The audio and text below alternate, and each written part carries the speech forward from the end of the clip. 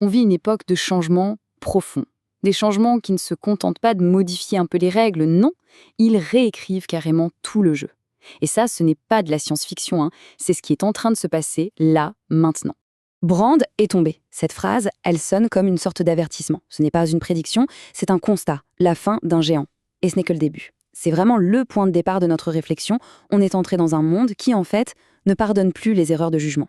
Imaginez une vieille lampe à huile. Vous savez, juste avant de s'éteindre, sa flamme vacille, elle projette une dernière lueur super brillante. C'est une image très forte, parce que c'est exactement ce qui se passe avec nos vieilles certitudes. Une époque, ça ne s'étend pas dans le noir complet, mais plutôt dans une espèce d'illusion éclatante, une fausse renaissance.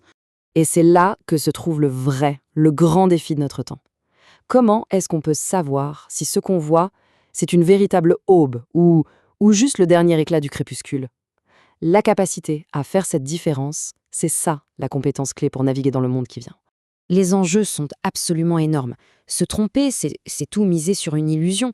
Ceux qui y verront clair, ceux qui sauront faire la différence entre la lueur d'un vrai renouveau et celle du déclin, eh bien, ce seront les seuls à pouvoir traverser cette transformation.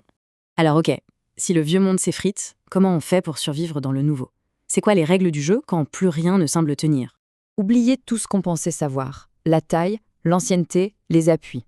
Le succès aujourd'hui ne dépend plus de ces vieux critères.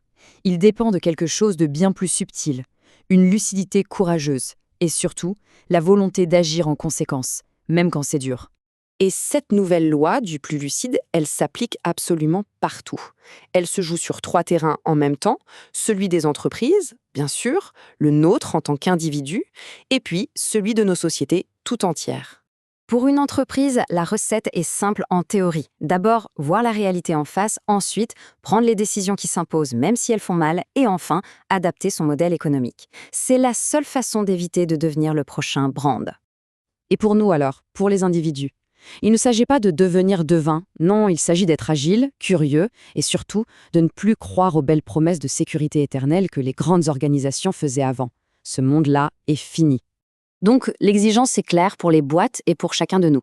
Mais que se passe-t-il quand on zoome encore plus loin, quand on applique cette logique à l'échelle de toute une nation? Pour les nations, le défi est encore plus grand, bien sûr. Il s'agit d'un choix fondamental, une vraie bifurcation entre 2 façons radicalement opposées de faire face à ce qui arrive. Imaginez un navire qui fonce sur un iceberg. La première posture, c'est de se plaindre de l'iceberg, de nier qu'il est là, en espérant qu'il disparaisse tout seul. La seconde, c'est de changer de cap, même si la manœuvre est compliquée. Le choix semble assez évident, non? Pourtant, l'histoire nous le martèle. Les sociétés qui ont su embrasser le changement ont prospéré. Celles qui ont résisté ont été balayées.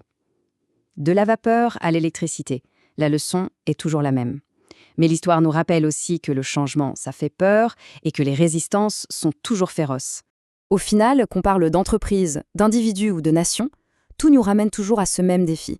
Un défi qui est à la fois personnel et complètement collectif. Voilà. C'est peut-être la phrase la plus importante de toutes. Le monde ne demande notre permission pour changer. Le changement, c'est une force de la nature. On ne négocie pas avec. On ne peut que s'y adapter. La seule question qui compte vraiment, au bout du compte, c'est celle-ci. Est-ce qu'on a le courage de regarder le monde tel qu'il est et non pas tel qu'on aimerait qu'il soit? C'est tout ça, le courage de voir,